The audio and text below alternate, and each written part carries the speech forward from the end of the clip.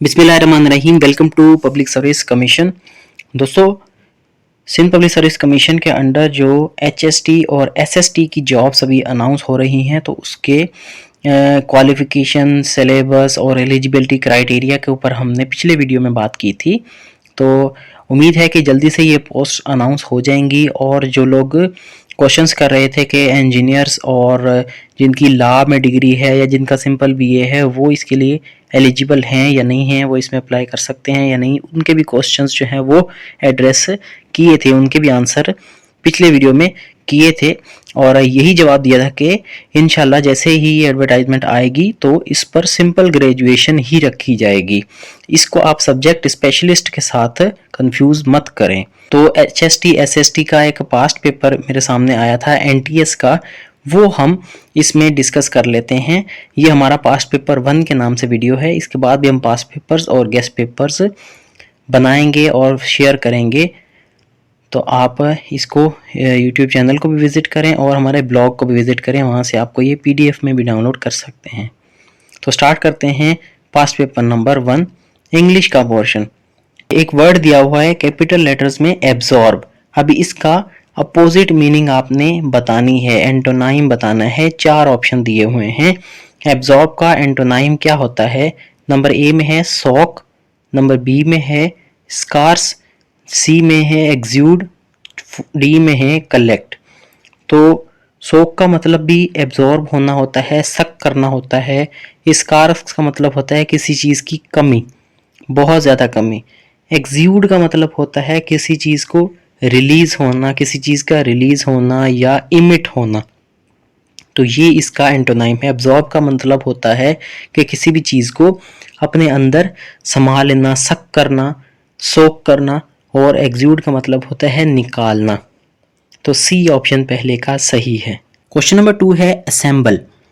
Assemble का मतलब होता है किसी भी चीज़ को एक नज़्म ज़ब्त के साथ रख लेना, एक अरेंज करने को कहते हैं असेंबल।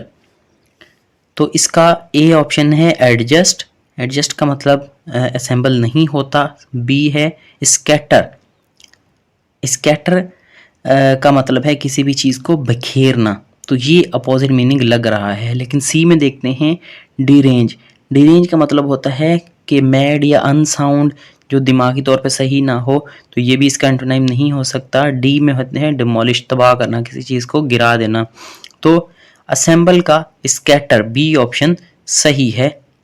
तो असेंबल का मतलब होता है मुख्तलिफ चीज़ों को मिलाकर कोई एक चीज़ बनाना। यानी जैसे बाइक को आप असेंबल करते हैं, मोटरसाइकिल या कार को असेंबल करते हैं, तो मुख्तलिफ पार्ट्स को जोड़कर एक चीज़ बनाई जाती है। तो स्कैटर का मतलब ये होता है कि कोई भी चीज़ जुड़ी हुई है तो उसको फैला देना, बिखेर देना।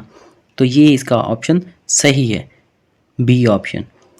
क्वेश्चन नंबर 3 है नर्वस। नर्वस का मतलब होता है कि मेंटली तौर पर जो है वो डिस्टर्ब्ड कह सकते हैं, या उसका जो है ना वो बिल्कुल परेशान सा होता है। तो इसका सी ऑप्शन सही है, काम। काम और कंपोज्ड दोनों अल्फाज एक साथ यूज़ करते हैं। मिसाल के तौर पे आप इंटरव्यू के टाइम पे जाते हैं तो आपको नर्वस नहीं होना, आपको काम एंड कंपोज्ड रहना है। तो काम का मतलब ये होता है कि बिल्कुल साइलेंट, मेंटली तौर पर जो है वो ओके होना। और कंपोज्ड का मतलब ये होता है कि बिल्कुल टॉलरेंट रहना, अपना जो बॉडी का स्ट्रक्चर है और जो है ना मेंटली तौर पे अपने आप को काबू में रखना। तो ये दोनों इसके ऑप्शन सही हो सकते हैं, लेकिन अब हमने एक चूज़ करना है। तो 3 का सी ऑप्शन सही है, काम। हमने सिनोनियम्स ढूंढने हैं, सिमिलर मीनिंग वाले वर्ड्स ढूंढने हैं। क्वेश्चन नंबर 4 है एक्सेस। एक्सेस का मतलब होता है किसी भी चीज़ की ज़्यादती। ये असेस वो नहीं है। असेस का मतलब होता है कहीं भी जाने का रास्ता, ACCESS, जो सी ऑप्शन में है, ये अलग चीज़ है। और इसका मतलब होता है अप्रोच। ए और सी जो ऑप्शन है उनका मीनिंग सेम है। तो एक्सेस का मतलब होता है किसी भी चीज़ की ज़्यादती, तो वो बी ऑप्शन में है, सरप्लस। सरप्लस का मतलब भी होता है किसी भी चीज़ की ज़्यादती। तो 4 का बी ऑप्शन सही है, सरप्लस। 5वां है म्यूट। म्यूट का मतलब होता है खामोशी।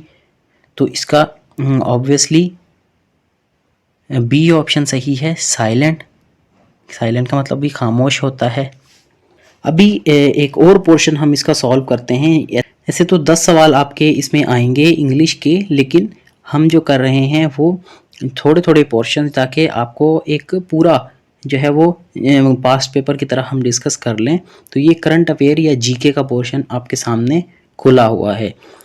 तो पहला क्वेश्चन है, Antarctica is situated in the, Antarctica एक कॉन्टिनेंट है और दुनिया में 7 कॉन्टिनेंट बर आज़म जिसको कहते हैं वो हैं।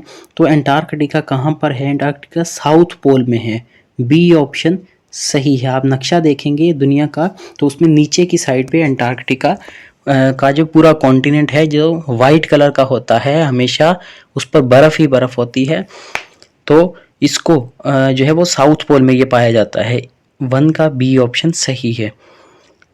क्वेश्चन नंबर 2 है, सुलेमान की इस्लाम पंजनन हेडवर्क ये कहाँ पर हैं? हेडवर्क ये कहाँ पर हैं? ये मतलब दरियाओं के ऊपर पुल कह लें या बैराज की शक्ल कह लें, वो बने हुए हैं ये 3। ये कौन से रिवर पर हैं? तो क्वेश्चन नंबर 2 का है बी ऑप्शन सही है। सतलुज रिवर के ऊपर हैं सुलेमान की इस्लाम और पंजनन हेडवर्क। क्वेश्चन नंबर 3 है, an element that occurs recurrently in a specific geographical region is known as, यानी एक ऐसी बीमारी जो कि किसी भी फिक्स्ड एरिया में, जगह में रिकरेंटली यानी बार बार हो रही हो, मुसलसल उसी जगह पर वो मौजूद हो और बार बार वो उसके लोगों को अफेक्ट कर रही हो, तो उसको कहते हैं एंडेमिक। तीसरे का बी ऑप्शन सही है। तो एंडेमिक मैं आपको बताऊं क्या होती है। एंडेमिक जिस तरह से यहाँ पर हमारे पास मलेरिया की एक जो बीमारी है वो चलती रहती है, यानी इस जियोग्राफिकल एरिया में ही ये मौजूद है, दूसरों में भी है लेकिन हमारे पास ये फिक्स्ड इसी एरिया में होती रहती है बार बार। रिसेंटली हमने कोविड-19 कोरोना वायरस जिसको कहते हैं वो देखा, तो उसको पेंडेमिक का नाम दिया था। पेंडेमिक ऐसी बीमारी होती है जो एक ही वक्त में बहुत सारे यानी पूरी दुनिया के अंदर फैल जाए। तो एंडेमिक कहते हैं कि किसी खास एक जगह पर, एक या एक से ज़्यादा जगह पर, लेकिन मखसूस जगह, जैसे जो मलेरिया है वो पाकिस्तान में होता है और दूसरे ममालिक भी हैं लेकिन अफ्रीका के, लेकिन ऐसे नहीं है कि बस यूरोप के ममालिक में भी है एक ही वक्त में और उसी वक्त में अमेरिका में भी हो रहा है, उसी वक्त में जापान में भी हो रहा है, ऐसे नहीं है। तो ये इसमें फ़र्क है। तो तीसरे का बी ऑप्शन सही है। एंडेमिक कहते हैं ऐसी बीमारी जो एक ख़ास वक्त में एक ख़ास एरिया में हो रही हो और बार बार हो रही हो। चौथा है, who has been the chairman senate of Pakistan during the year 2016। 2016 में चेयरमैन सेनेट पाकिस्तान के कौन थे? सेनेट किसको बोलते हैं? Senate upper house of parliament. जो हमारा पार्लियामेंट है उसके 2 हाउसेस हैं, एक अपर हाउस एक लोअर हाउस। अपर को सेनेट कहते हैं और लोअर को जो है वो नेशनल असेंबली कहा जाता है। तो अपर हाउस का चेयरमैन होता है और लोअर हाउस का स्पीकर होता है। तो अपर हाउस का अभी जैसे चेयरमैन है सादिक संजरानी और लोअर हाउस का स्पीकर जो है वो राजा परवेज अशरफ हैं अभी। तो ये कह रहा है कि 2016 में सेनेट के चेयरमैन कौन थे? सेनेट के चेयरमैन थे मियां रजा रब्बानी, जिनका ताल्लुक पीपल्स पार्टी से है। वो 2015 की मार्च से लेकर 2018 की मार्च तक, यानी 3 साल इसका टेन्योर होता है चेयरमैन सेनेट का, तो वो रहे और वो 7वें चेयरमैन सेनेट थे। उनसे पहले नैयर बुखारी थे और जो कि 2012 से 2015 तक रहे, फिर 2015 से 2018 तक रजा रब्बानी रहे और उनके बाद 2018 से सादिक संजरानी चेयरमैन सेनेट बने। क्वेश्चन नंबर 5 है, which of the following countries launched world's first experimental quantum communication satellite Micius in July 2016। 2016 के जुलाई में मिसियस कौन सी मुल्क की सैटेलाइट है जो लॉन्च की गई? ये चाइना की सैटेलाइट थी 2016 में जो जुलाई में लॉन्च की गई। 5वें का डी ऑप्शन सही है।